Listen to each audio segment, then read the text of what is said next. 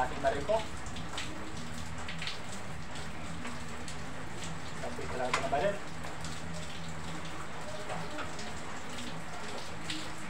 Para sa kalaban to. Huwag ka magbiro isong! Parihin kita. Wag kuya. Ilagay mo sa lugar yung pagbiro-biro mo. Inano lang kita. Akala ko hindi ka magulat. Siyempre, akala ko ano na. Pasensya na kuya. Susunod, huwag mong gawin yan. Oo naman kuya. Ano ka istong. Buti nga, hindi ko pinakalabit. Sorry kuya. Akala ko hindi ka magulat. Nagugulat ka pa rin. Huwag magbiro na ganyan. Sorry na nga eh. Hindi nga hindi ako tinloyan ni kuya. Nagulat yung pinagtutukan ko ng plastic.